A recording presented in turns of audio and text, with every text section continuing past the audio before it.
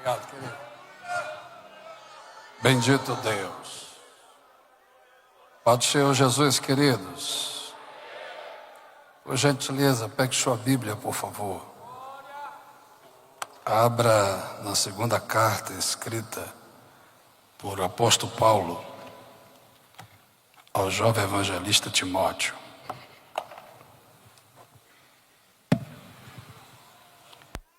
Capítulo de número 1.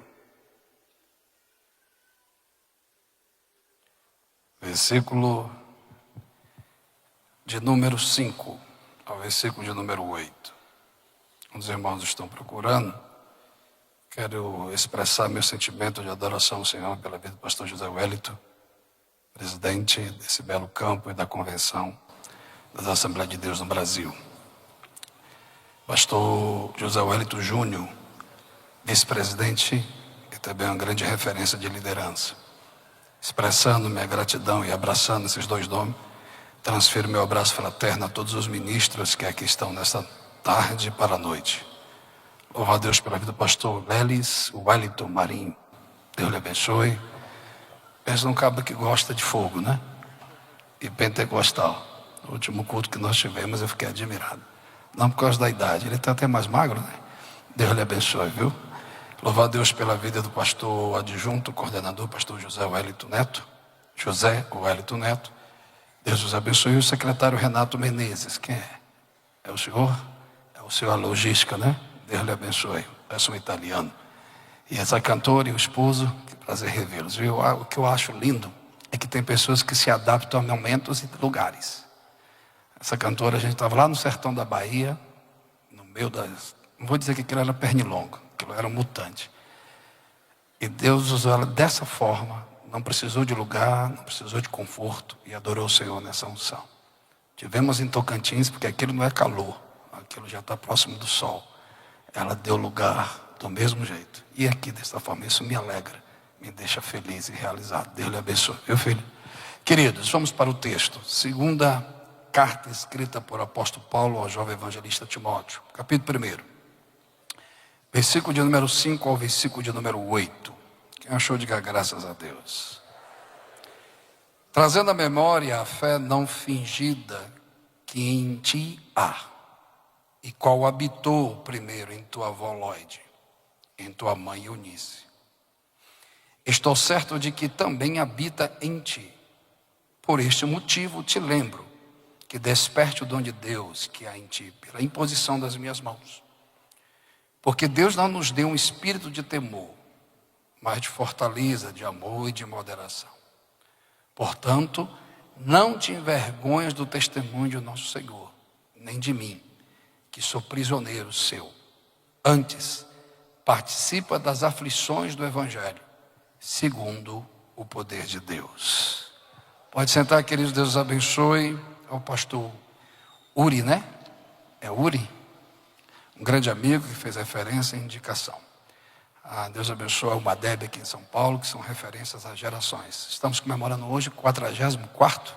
São 44 anos de festa, né? Eu estou com 45, então já estou veterano já. Não dá para se empolgar não, dizer que é jovem, mas não. Queridos, orando por vocês, aí quando estamos se organizando, quero transmitir que o pastor Geraldo José, meu sogro, congregou aqui na década de 80. E hoje ele está aposentado, né? Está lá no interior de Goiás e transmitiu um abraço ao pastor José Wellington. Ele está na transmissão, tem 82 anos e ama essa obra e ama esse trabalho. Foi desbravador no sertão da Bahia, em Mato Grosso do Sul, e aprendeu sobre a cosmovisão missionária das Assembleias de Deus aqui no Ministério do Belém. Então eu estou aqui fazendo menção do nome dele, que ele está muito emocionado me mandando mensagem aqui, né? Diga, fale meu nome, eu estou falando. E sogro é sogro, então não adianta, irmão. Você escolhe com quem você casa, mas você não vai escolher a família que vem junto. Graças a Deus, Deus escolheu por mim. Louvado seja Jesus. O livramento foi grande. Missionária Amélia, também transmitindo a vocês o abraço da missionária Mara, minha esposa. Não é para rir, tá? Mainara, Mariana, Mateus e Júnior. Não esqueci, uma congregação. São os meus 4 filhos e todos estão aí na transmissão. Então, queridos, fazendo as menções do protocolo de gratidão, meu coração está muito aquecido. Eu quero transmitir aquilo que o Senhor tem colocado no meu coração. A intencionalidade do meu coração será um sermão textual. Explicarmos versículo por versículo e aplicarmos na revelação que o Senhor tem nos dado. Como a recomendação da hermenêutica é clara, ler o texto, explicar o texto e aplicá-lo. Mas existe uma questão também que precisamos, para entender o texto, precisamos entender o escritor e o porquê ele escreveu. Na hermenêutica vamos para aquilo que a gente chama de estudo indutivo, perguntar o texto e a compreensão cognitiva do personagem daquilo que o Senhor tem nos revelado. Paulo, segundo os eruditos, segundo algumas escolas mais tradicionais, é reconhecido que depois de Jesus Cristo é o maior mestre da igreja. Portanto, 40% a 50% do Novo Testamento, Paulo é inspirado por Deus para escrever. E nessa inspiração e autoridade de Deus, ele divide a sua metodologia de ensino, a sua forma de pregação e de ensino para a igreja, através de 3 categorias. Quantas categorias? 3. Primeiro nós chamamos de doutrina universal, que significa o ensino para todas as classes que congregam no corpo de Cristo. Homens, mulheres, crianças, adolescentes, todos os salvos. Especificamente, como diz o Dr. Martin Lloyd Jones, carta aos Romanos, epístola da soteriologia, carta da salvação. Então a salvação, todos têm que compreender, pois é um assunto universal. Da mesma forma vem 1 e 2 Coríntios e assim vai. Mas dentro dessa categoria temos a segunda, que a gente chama de pedido pessoal. É quando Paulo sai e renuncia à sua autoridade apostólica e pastoral e vai para o seu sentimento de relacionamento. Ele vai para um pedido não de pastor e nem de apóstolo. Ele vai para um pedido de amigo. E ele escreve a carta a Filemão, pedindo que Filemão abrace Onésimo, que este se converteu com Paulo ainda em prisão. A terceira categoria, e é onde vamos entrar no mérito, é chamada epístolas pastorais. E pode até ser um pouco crítico para alguém dizer, mas é um congresso de jovens, por que falar de cartas pastorais? Já já você vai entender. Na terceira categoria, as epístolas pastorais, Paulo escreve para 2 jovens obreiros, jovens. Um chamado evangelista Timóteo e outro presbítero Tito. Presbítero Tito tem a missão, segundo a epístola que recebe seu nome, organizar o concílio da igreja e organizar as congregações na questão de episcopado, ou seja, a autoridade do pastor e a organização da igreja. Um jovem obreiro com autoridade para organizar outros obreiros. E a segunda carta, a segunda epístola, a segunda visão pastoral é 1 e 2 Timóteo. Primeiro a gente chama 1 Timóteo, carta de organização ministerial. Paulo ensina a Timóteo as classificações e a forma comportamental ministerial de presbíteros, diáconos e assim no corpo. Aí vamos para o mérito. E a segunda epístola, minha interpretação pessoal e sendo inspirada por algumas escolas, é a organização de Paulo para o ministro de forma pessoal e individual. Na primeira epístola, o coletivo. Na segunda epístola, a transformação individual, para que haja um serviço coletivo e uma expressão grega chamada koinonia, que haja comum a todos. O que o senhor quer pregar, pastor? Paulo está tratando aquilo que nós chamamos de concepção terapêutica, convidando o indivíduo a uma autorreflexão e uma ressignificância da sua existência por aquilo que ele recebeu, por aquilo que ele é e por aquilo que ele deve ser. Alguém já vai pegar. Aí Paulo vem e diz, ei meu filho, eu estou escrevendo essa segunda epístola e eu estou em lágrimas, eu sinto o Senhor, e orando por você, parafraseando, orando pela sua geração. A minha geração, Paulo, está em lágrimas, porque eu servi a sua geração com exemplo, com fé e com ensino. Alguém já pegou? Aí eu preciso, parafraseando Timóteo, que você venha servir a sua geração.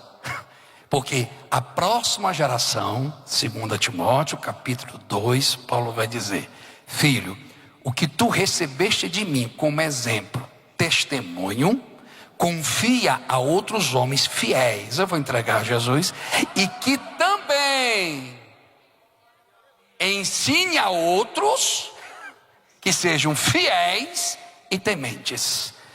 Na parte expositiva da segunda epístola, capítulo 2, versículo 1 e 2, Paulo trata sobre a cosmovisão da missão da igreja em gerações. Paulo trata 1, 2, 3. Então um bom líder, ele não trabalha só em um momento. Um bom líder não trabalha só em uma festa. E um bom líder não trabalha só com púlpito e microfone. Um bom líder trabalha com exemplo, investimento, tempo, mesa e organização. Aí ele não trabalha só em um momento. Ele trabalha com a geração passada, presente e especificamente a geração futura. Paulo volta e diz: eu investi em ti, como diz no meu Ceará, macho velho, acreditei em tu. Transferi o que eu recebi com testemunho, ensino e exemplo. Agora, chama homens da tua geração e ensina a esses da tua geração para que se capacite para ensinar a próxima geração. Aí eu estou num templo de assembleanos pentecostais clássicos. Quando eu digo isso, que ele não precisa que alguém grite no ouvido dele, que jogue água nele, que jogue fumaça nele para ele poder sentir a presença. Não, ele vai se alegrar porque a palavra está sendo explicada, sem manipulação e sem métodos. Então, Deus é Deus de gerações. Moisés, o Deus que eu tenho que apresentar, Senhor, e eu vou entrar no mérito. Diga que eu sou Deus de Abraão, Isaque e Jacó. E com muito temor eu volto para cá, pois eu dirijo a igreja desde 19 anos. Então não vai ser uma palavra teórica, tem prática. Daqui a 30 anos, como estará o cristianismo, calma, protestantista, pentecostal, entre as gerações? Daqui a 30 anos, se Jesus não voltar, como estará a igreja? Se já temos tatuagem, batismo pago, ideologias que a idolatria intelectual das filosofias pós-modernas tem contaminado uma geração de cristãos supostamente protestantes que está desprezando a doutrina de ontem, ridicularizando os líderes de ontem, menosprezando os líderes de hoje, porque eles querem um futuro segundo a imagem deles. Aí tem uns meninos aqui não, de 22 anos, porque leu alguns livros da Reforma, porque fez alguma coisa, ele já se acha o grande revolucionário. Mas eu venho como profeta hoje a declarar: só existe essa geração de hoje, porque uma geração de ontem venceu. Só os adoradores, levante as duas mãos ao céu e me ajude a adorar por gentileza. Só se for.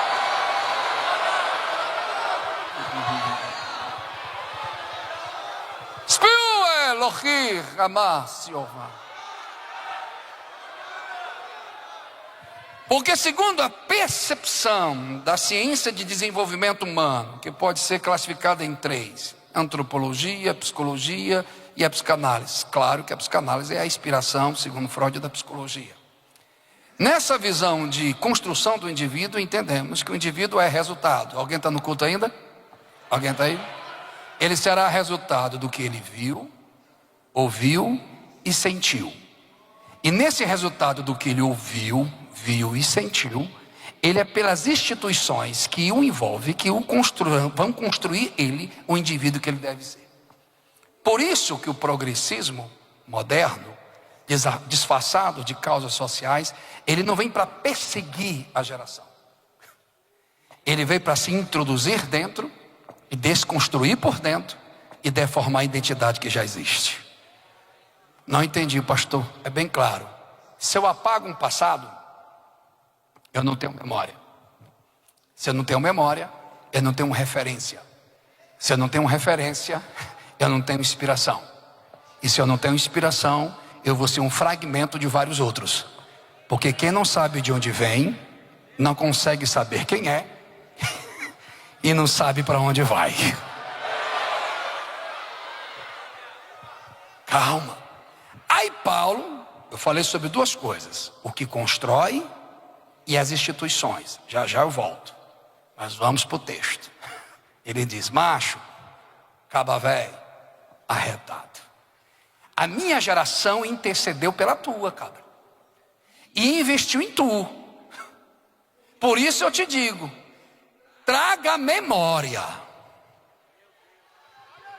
a fé não fingida. Se é para trazer a memória, porque estava no passado. Posso continuar a mensagem? Tem alguém aqui? Tem? Eita, tem alguém ainda aqui? Tem alguém aqui ainda? Tá. Eita, eu preciso da sua atenção na mesma intensidade que vocês cantaram por 2 horas. Você precisa ter a mesma intensidade de ouvir 50 minutos.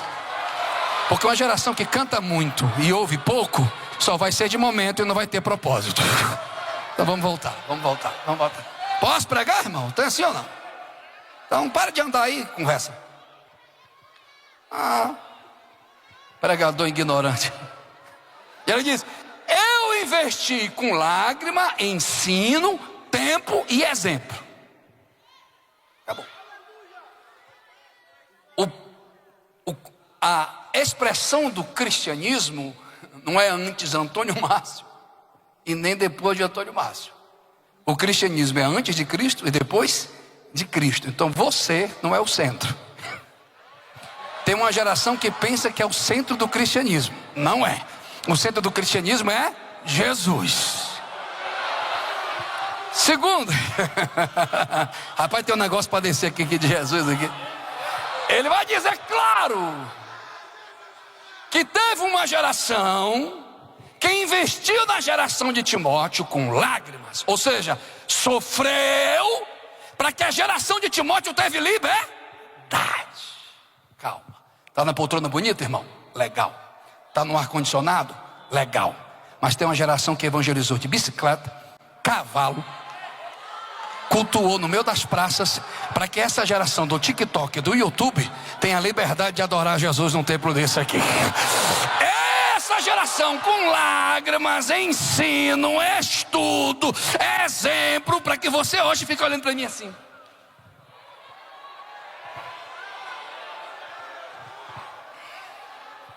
E disse ele, a fé não fingida, ou seja, o que a geração de Paulo serviu a geração de Timóteo foi com exemplo. Ele transferiu inspiração. Segundo, aí Paulo, e eu já vamos aplicar, diz, e essa mesma fé, quando ele diz fé, não é só a confissão da salvação, da soteriologia, é o conjunto daquilo que constrói a nossa cosmovisão e a nossa cultura bíblica no reino, aquilo que cremos em confissão e comportamento. Aí ele vem, durma não, coisinha, e ele vem e diz, por isso, meu filho, além de você ter exemplo de pastores, Paulo, tu tem exemplo em casa, porque essa fé não fingida, alguém está acordado? Habitou em tua avó e habitou na tua mãe. Quantos jovens estão aqui? Porque o ciclo de oração desta igreja pagou um preço com a fé não fingida, para que a glória de Deus se manifestasse na sua vida. Não despreze as irmãzinhas do cocôzinho, não, irmão. Não despreze as irmãzinhas que entram igual uma pombinha num culto, não. Quando Deus usa elas, viram um trovão, porque essas irmãs estão na guerra de madrugada, para que você não caia no vício, para que você não caia nas gangues. Ainda há poder da oração. Alguém está no culto? Alguém? Ele vem e diz. Uma fé não fingida que habitou na geração passada, que precisa habitar na tua geração presente, Timóteo, e precisa habitar na sua geração futura. Qual é a sua mensagem, pastor? Uma geração servindo uma geração. Repita após mim. Uma geração. Para fora, diafragma, para de preguiça. Vamos lá, vocês não estavam cantando, gritando? Então vamos lá, vocês são jovens. Oxe, coisa. Vamos lá, uma geração servindo outra geração em unidade. Acabou. Porque se eu não tiver coinonia entre gerações, o sacerdócio que Paulo trata, Pedro trata, perdão, é a construção de levar o homem a Deus, construtores de ponte. Mas a gente é muito espiritual na nossa comunhão individual. Vou rasgar o verbo. Mas nossa espiritualidade coletiva é complicado. Porque a gente é tendencioso a construir opinião pelo que vimos, ouvimos e sentimos. Ou seja, a gente é cativado e a primeira opinião que temos sobre a pessoa é no visual. E a gente julga mesmo. E a gente quer selecionar quem a gente gosta. Mais coisinha de Jesus. A cosmovisão cristã, ela é construída na interpretação geral de 2 grandes mandamentos: amar a Deus sobre todas e amar ao teu próximo como a ti. Aí Jesus vem e arrebenta e diz assim: agora eu vou lhes dar outro mandamento. No passado era amar a Deus sobre todas as coisas e amar o teu próximo como a ti mesmo. Mas agora o novo mandamento é esse: amarás o teu próximo como eu amei. Pegou não? Ele quer dizer, você vai amar o teu próximo como a ti mesmo. E se você ama a si mesmo, você não se mata, você não se fere, você não vai matar, não vai ferir. Mas quando Jesus diz agora o mandamento é esse: amarás o teu próximo como a mim, como eu amei. Tu vai morrer na cruz pelo teu irmão, tu vai sofrer pelo teu irmão, e tu tens que se entregar ao seu irmão. Alguém está aí? Alguém está aí? Aí Jesus quer dizer o seguinte: se eu sou realmente espiritual, se realmente eu tenho comunhão com Deus, o meu vertical com Deus se revela no meu horizontal com o meu próximo. Porque a maneira que eu recebo de Deus aqui, não gostou? É porque você está apanhando. A forma que eu vou tratar o meu irmão vai revelar o tipo de evangelho que eu estou vivendo. Porque sapatear, falar em língua, correr, isso é indivíduo. Não gera unção, gera alegria. Mas é de mão dada, é na comunhão, é na koinonia. É que as diferenças de raça, a diferença de pele, a diferença de classes sociais cai por terra. Porque no corpo não existe maior nem menor, todos têm um propósito, porque o maior é aquele que habita em nós. Quem me ajuda a pregar? Quem me ajuda a pregar? Quem me ajuda?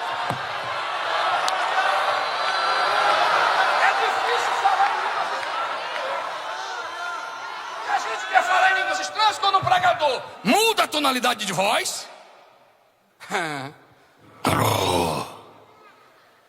a gente gosta dessas estímulos para dizer que é espiritual pelo sentir. Mas o espiritual não é baseado no que sente, é no que não viu, não ouviu e não subiu, mas aquilo que eu acredito na eternidade. Então meu desafio em 15 minutos é transmitir a vós outros a necessidade de gerações pararem de brigar entre elas e começarem a se unir entre elas. Primeiro em nós, união e poder. Aí como que o culto pode ser extremamente alegre e avivado se os nossos temperamentos é mais importante do que aquilo que Deus tem que se manifestar? Como é que a unção pode cair se eu sou da zona leste, não quero papo com a zona norte? Eita, pegou. Não, velho, não se escandaliza não, que é congresso de jovem, então eu sou jovem. Não vim aqui pregar para vocês me aprovar, só estou entregando o que Jesus está mandando. A sua opinião diante do evangelho não é nada. Passa filósofos, passa credos, passa escolas, mas o evangelho permanece, o evangelho permanece. Pegue na mão de alguém, só se você é vivo, pegue na mão dele e diga, balance aí, vê se ele acorda. Diga, o culto não é sobre você, meu filho, a obra não é sobre você, minha filha, a obra é sobre Cristo, através de Cristo e por Cristo.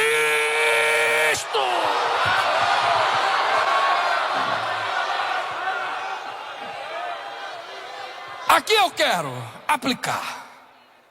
Então Paulo está trazendo a dissertação para uma inspiração do indivíduo que tem chamada, um indivíduo que recebeu investimento e um indivíduo que recebeu exemplo. Mas porém tem algo nele que ele não rompe. Porque ele chega aqui e não vai. Por quê? Uma geração servindo a outra geração, vamos lá, pra vocês entenderem melhor. Não que os senhores não são inteligentes, eu que não sou. Então é difícil explicar. Eu estou com 45 anos. Vocês estão se escandalizando, pensando que eu era mais novo. Mas eu tenho 45. Como diz o meu filho, eu tenho 45 anos, mas estou com o tamanho de 12, adolescente. E até agora eu não olhei uns aqui, ninguém ficou mais baixo do que eu. Então ainda não consegui me consolar em ninguém. Tem alguém mais baixo do que eu aqui? É o senhor? Fique aqui do meu lado, por favor. Eu amo o senhor.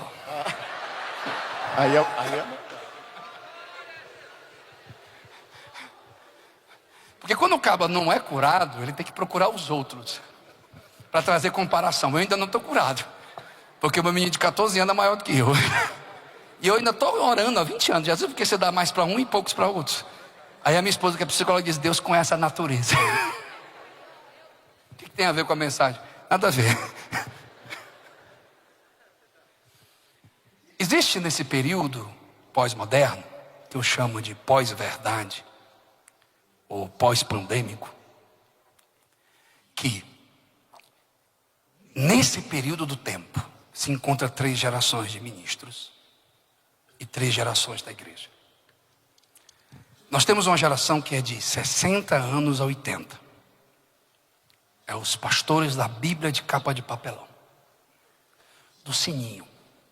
Ei, sininho, me traz uns gatilhos. Alguém sabe o que eu estou falando? Não é? Ok. Essa geração não entende de smartphone. Essa geração não é das redes sociais. É a geração do evangelho comum, do trato, do culto de ensino, da escola bíblica. Ok? Brabos, mas muito amorosos. Na mesma intensidade que são sistemáticos, lembra o nome de cada ovelha, que até hoje eu não consegui entender como é que um homem de 75 anos consegue lembrar o nome de todo mundo da igreja. Eu não lembro o nome do porteiro ontem. Mas existe uma geração que é muito menosprezado pelos teólogos, que é a geração das redes sociais, que tem meninos de 20 anos de idade que alcançam um público muito maior do que o meu, porque uma live dele dá quase 15 mil pessoas. Eu conheço um moço que tem uma rede social que ele alcança o mundo árabe, onde eu não consegui alcançar. É a geração dos meninos empolgados, do filtro, que até hoje eu não sei mexer no smartphone, meu menino fica rindo de mim. Eu tenho que fazer assim, acolá, eu sei para onde é que vai. Mas eles pegam, eles pregam. Vai longe. Eu chamo geração de netos. A geração de 60, 80 é a geração dos avós. A geração de 20 a 35 é a geração dos netos.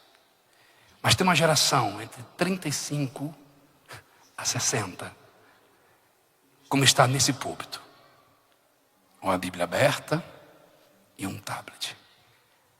O desafio da minha geração é trazer essa geração de avós para abraçar a geração de netos, porque a geração de avós vai passar.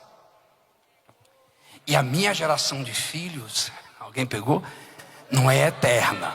Tem uns que querem ser eternos, querem ser absolutos nos cargos. Mas tem uma geração que precisa ser acolhida.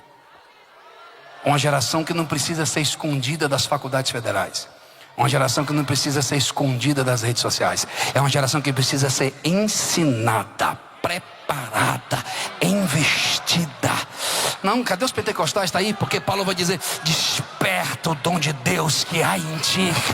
Eita, quem me ajuda a adorar? Já vamos para a sintetização. Paulo está dizendo: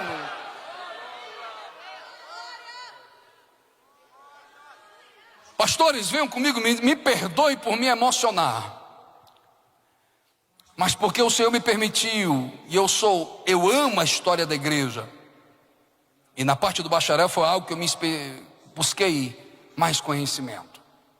Quando eu passei pela Inglaterra, passei pela Alemanha, está tendo um grande despertamento espiritual na Europa, mas pela herança da reforma, você cria uma visão melhor, e uma expectativa maior. Mas as experiências que eu tive foi templos que se tornaram boates, templos que se tornaram restaurantes, e templos que se tornaram mesquitas.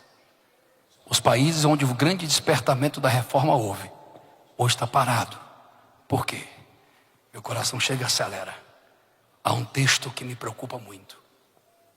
E como dirigente de igreja, pastor regional, pregador, pai, me assusta.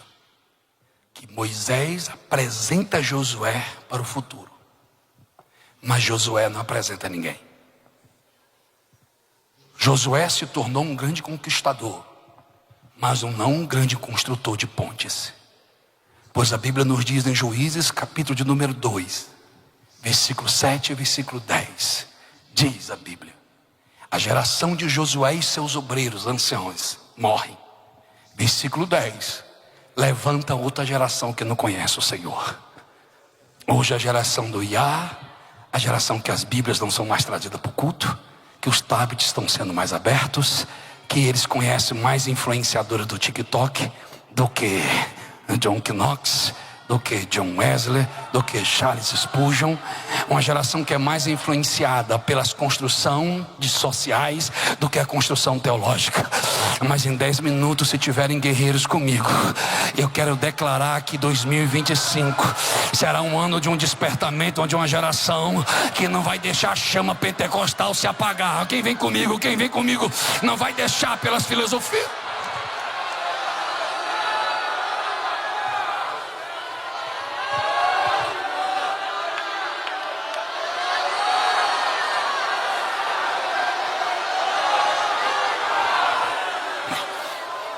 Tem gente que quer ser um revolucionário para modificar supostamente as frases críticas, o sistema, a Assembleia de Deus, sendo que nem ele mesmo teve uma experiência de transformação individual.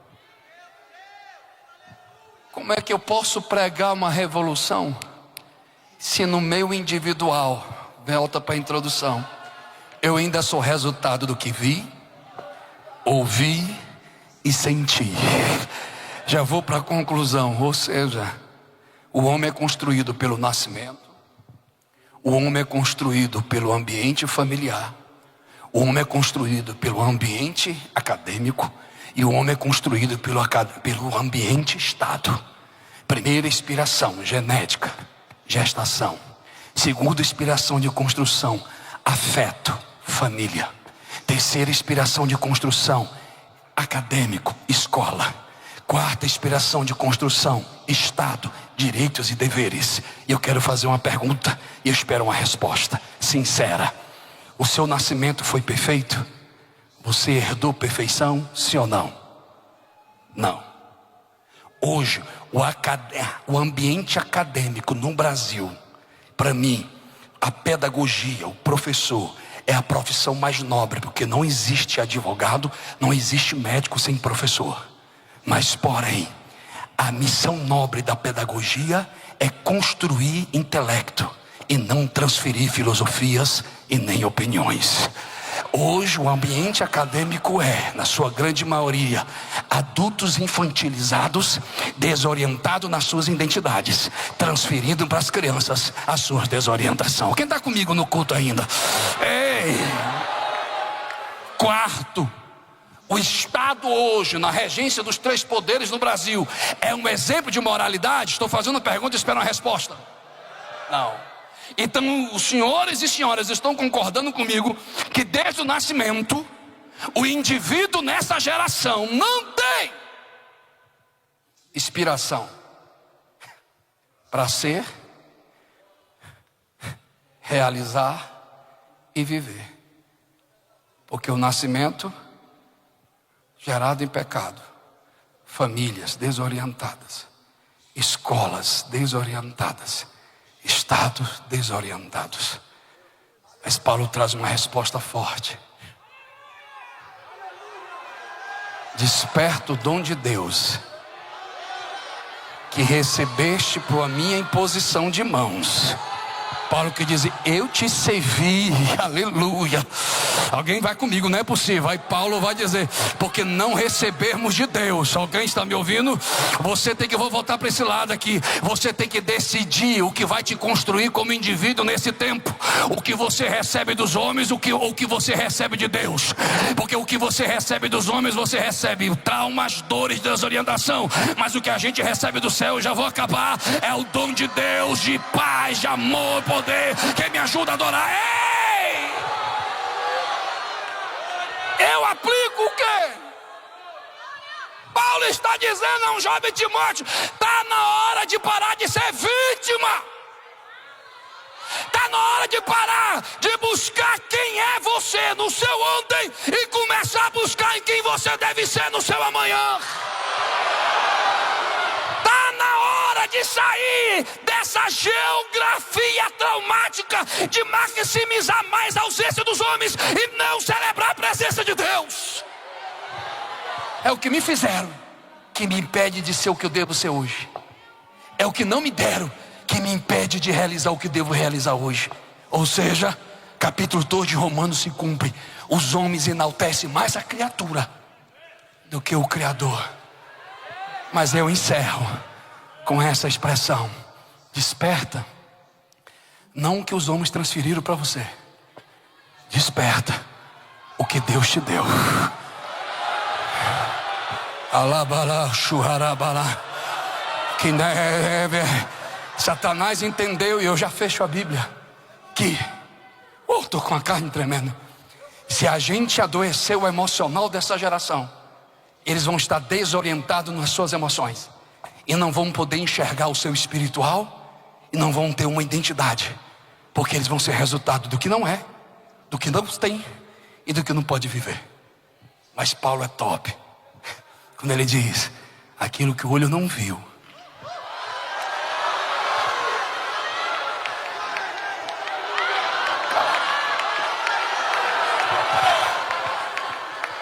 aquilo que o ouvido não, e aquilo que não subiu. Não é sobre emoção, é sobre propósito. Não é sobre só chorar e falar em línguas estranhas aqui. É ter identidade na faculdade, é ter identidade na sociedade, é ter identidade onde você for. Alguém está me ouvindo? A minha geração me serviu, a minha geração me serviu. Pastor Sebastião, pastor Bastos, pastor Glória, Divino Gonçalves, esses homens de Deus me serviram. Um mundo em crise, já acabo, pastor, um mundo desorientado, mas todas as vezes que eu fui neles, eles sempre tiveram a palavra: oh meu filho, estamos de passagem, a Bíblia está se cumprindo, o arrebatamento está bem ali. Alguém está no culto ainda? Mas eu estou preocupado com a minha geração, uma geração cheia de traumas, cheio de depressão. Aí vou rasgar o verbo, porque eu não sei se eu vou voltar aqui. Uma geração que está mais para concorrentes de ministério do que companheiros de ministério. Uma geração que está olhando se a congregação do outro está mais cheia, essa não está. Uma disputa de política institucional, quem é melhor, quem não é. Não, o evangelho não é sobre ter na terra, o evangelho é sobre o propósito da eternidade no céu. Alguém está me ouvindo? E essa geração, a nossa, eu estou falando eu, que os púlpitos são mais para desabafo. E assim, Rabaua, nós estamos brigando mais pelo tesouro terreno do que a recompensa eterna. Porque se a sua prosperidade e o que Deus fez na sua vida me incomoda, é porque a minha mediocridade é a inspiração da minha inveja. Mas quando a sua prosperidade eu celebro Deus, eu estou dizendo: estamos juntos, primeiro em nós e depois através de nós. Se tem dois adoradores que estão sentindo Jesus, eu sou o primeiro. Cadê o segundo? Cadê o segundo? Cadê o segundo? Enche a casa, vamos. Malviti, rebia.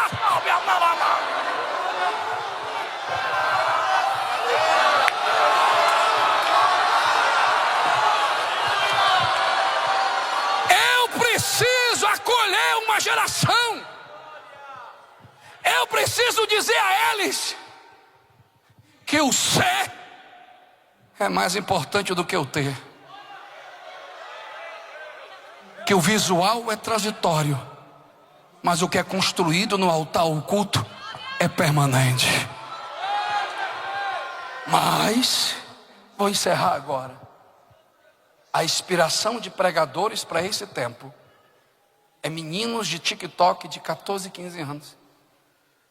Que pastores, eu vou rasgar o verbo, Jesus, imprudentes, irresponsáveis, dão palanque para meninos que ainda nem construíram a sua identidade como indivíduo, que ainda não construíram nem a sua identidade cognitiva, nem emocional, mas querem fazer de dons exemplos. Dom não é exemplo. Exemplo é história. História precisa de tempo. História precisa de idade. Alguém, será que eu estou pregando besteira? Cadê? Vocês não estavam pulando, falando em línguas? Vocês não estavam cheios do Espírito? O que está acontecendo? O problema é comigo?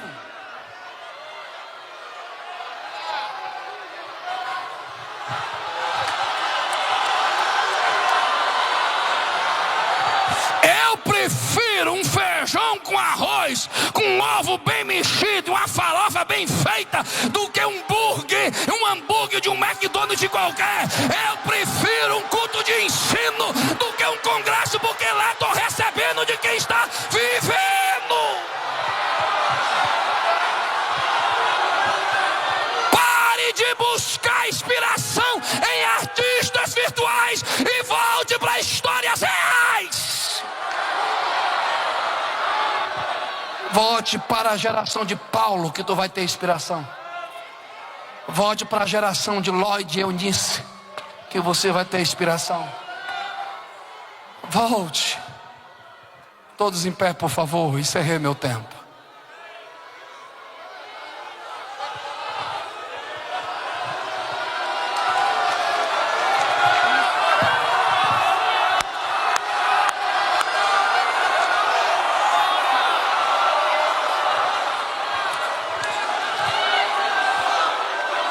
Como que essa geração não vai se perder? Como é que uma geração vai servir a outra? Vamos para o segredo de Paulo. Traz a memória. Valoriza a geração passada. Engrandeça quem tem fé não fingida. Terceiro, aleluia, dê mais importância o que você recebeu de Deus do que o que os homens te fizeram.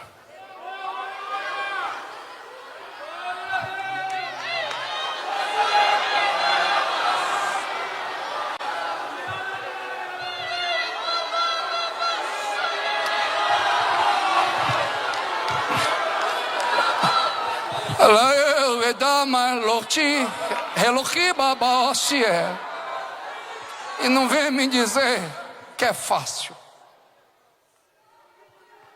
É feito referência do pai, do apóstolo, do pastor de Timóteo. É feito referência da mãe dele, da avó dele. Mas vem a pergunta: cadê a paternidade?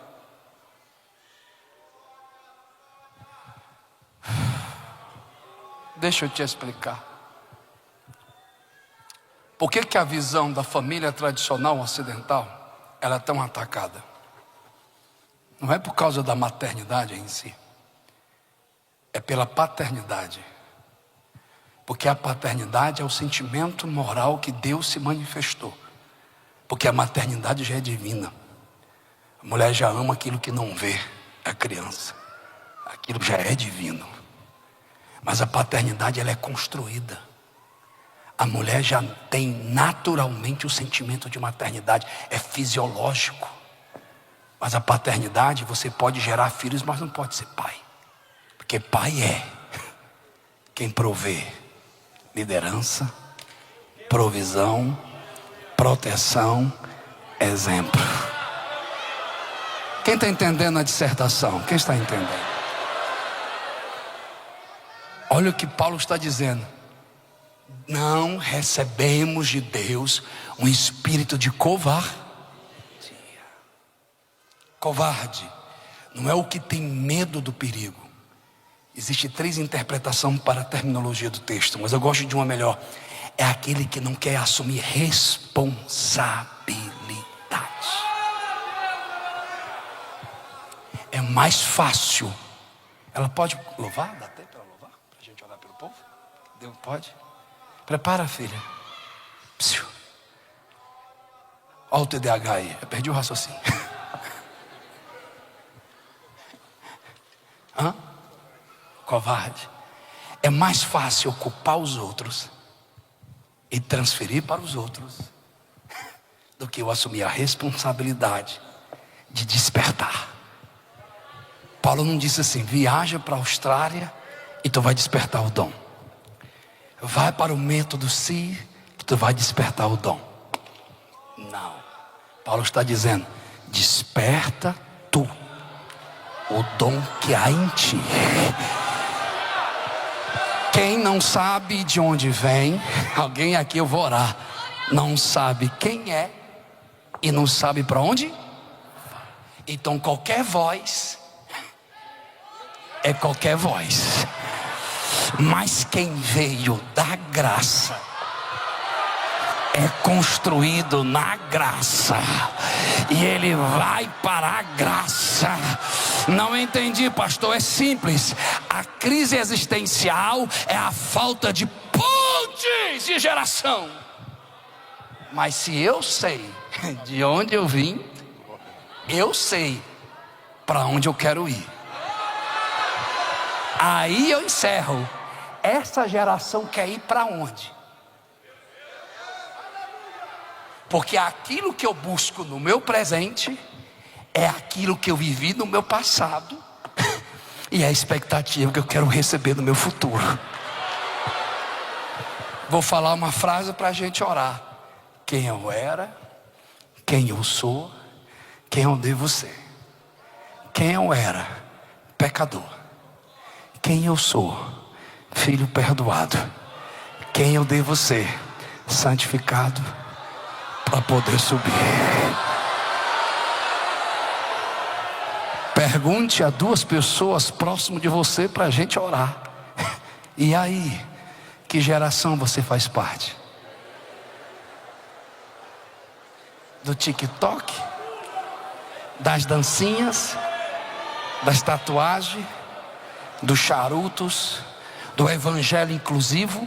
Que as causas sociais é mais importante do que a causa do evangelho? Qual é a geração que você faz parte? Do showzinho? Do frequentar? Do observar? Ou da tribuna fria? Que as pessoas vêm para assistir culto, não cultuar? Que vem para ser juiz do culto dos outros? Juiz de quem canta? Juiz de quem prega? Tribuna não é para a gente ser juiz de ninguém, é para sermos servos melhores. Ei! Não! Eu faço parte daqueles que foram perdoados, adotados e transformados para... Aqui é uma Assembleia de Deus, não é isso? Aqui é um berço pentecostal, sim ou não? Sim ou não? Último conselho de Paulo para a geração de Timóteo. O que eu recebi veio de quem? O dom. Estou fazendo pergunta, para de ignorância responda. Eu recebi o dom de quem? Eu recebi a graça de quem? Você recebeu a graça de quem? Responda, criatura. Agora você já sabe a fonte, é Deus. Você já sabe a inspiração, é Deus. Você sabe a quem você serve, é Deus. Você sabe a quem você tem que realizar. Aí tem a última frase. E aí, o que você vai fazer com aquilo que Ele te deu? Porque receber a gente recebeu, mas o que a gente vai fazer depois disso? Vou chegar lá na faculdade e me esconder. Não sou crente. Tem gente que a gente só sabe se ele é crente no final do curso. Não, quero profetizar. Vai ter médico, advogado, juiz, cheios do poder do Espírito Santo. Vai ter antropólogos, vai ter psiquiatras, cheios do poder do Espírito Santo. Cadê essa geração aqui? Cadê a geração que vai incendiar o dom? Cadê você? Deixa eu ouvir, deixa eu ouvir, deixa eu ouvir. Posso orar por eles? Pode chamar para ver? Eu quero fazer uma oração. Eu estou me segurando, cara. A nossa confissão teológica, a nossa cosmovisão é acreditar que nós acreditamos na atualidade e continuidade dos dons. Sim ou não? Sim ou não? Sim. Então vamos lá. Eita Jesus. Tem um moço, está de braço cruzado. Está me ouvindo, velho? O meu Deus lhe diz assim: o evangelho não é para os fortes, o evangelho é para os fracos. Mas tem dia que a gente cansa de se sentir fraco. Tem dia que a gente se sente e a gente só quer um sinal para continuar. O Senhor te diz assim: eu sei da ausência, e eu sei da criança assustada dentro de ti, mas o Senhor te diz publicamente: eu sou a tua referência de paternidade. Eita, Jesus quer batizar com o Espírito Santo ainda nesses 5 minutos. E eu preciso não de concorrentes comigo no púlpito, eu preciso de companheiros. Eu não preciso de concorrentes que ficam querendo pregar melhor do que eu, que fala melhor do que eu. Isso é besterol humano. Eu quero quero companheiros que creem que Jesus vai encher ele, que Jesus vai batizar ele, que Jesus vai abraçar ele. Porque esse moço precisa de um abraço de uma geração.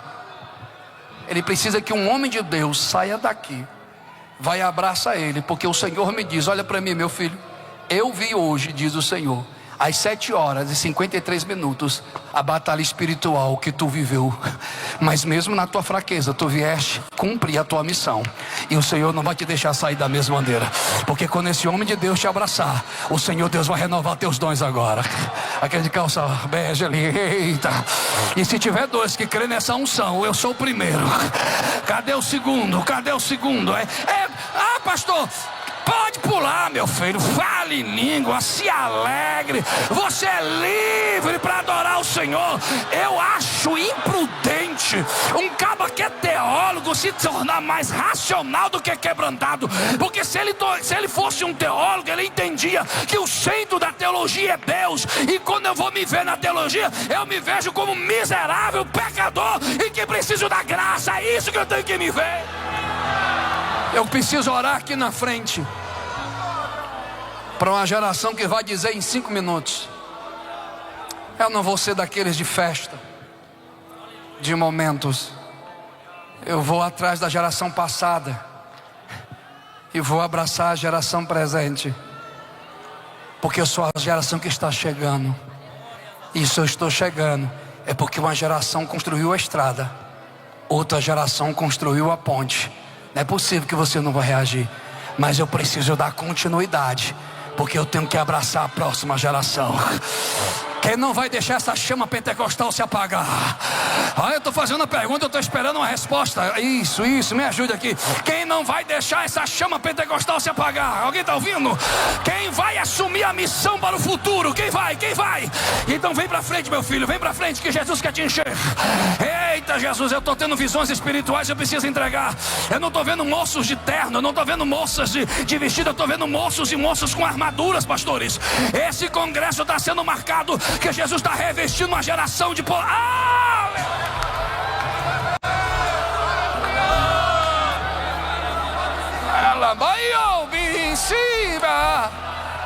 E meus companheiros, eu acho que tem aqui, meus companheiros, orem comigo para Jesus encher eles. Orem comigo, porque alguém um dia orou por você.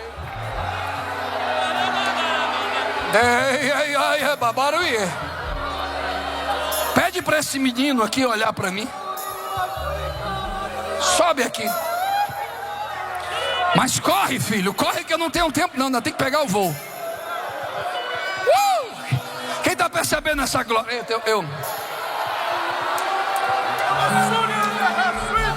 Líderes, parem de brigar entre vós. Parem de gerar disputa. Quem canta mais, quem traz mais, quem prega mais. Quer glória? Desapareça e deixa ele aparecer.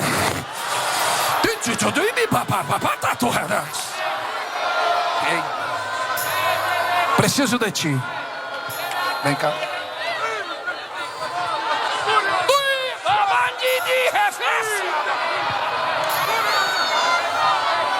Fique bem, meu pastor, bem. Olhem para mim, só esses que vão assumir a missão, é isso? Só esses que precisam de oração, é isso? É isso mesmo?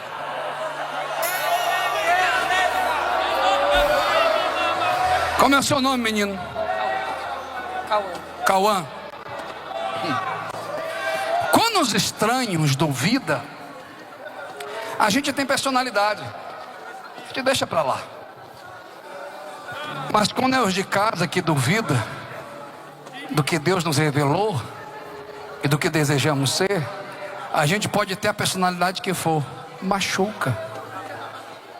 Mas o Senhor te diz, meu filho, desde os 5 meses de gestação, o Senhor me diz que tu era para ser abortado, pois tu és o milagre desde a gestação. E o Senhor me diz que desde os teus 3 anos de idade, como o inimigo age contra a tua saúde. Mas diz o Senhor, aleluia, tu vais ser o profeta que Deus quer no meio da tua família. E um ciclo maldito de vícios, de violência, hoje se quebra através da tua vida, diz o Senhor dos Exércitos. Mas a tua oração, Senhor, não me deixe só. E o Senhor te diz, tu não estás só. Esse pastor vai pegar na tua mão. Porque você não consegue ir naquela geração. A gente não consegue se conectar. Mas hoje Deus vai usar essa geração. Pegue na mão dele, caminhe com ele, traga ele aqui, traga ele aqui, traga ele aqui. E algo vai descer de Deus aqui. E essa geração vai ser levada por essa, para conhecer essa geração. E essa geração vai orar por ela. Aleluia!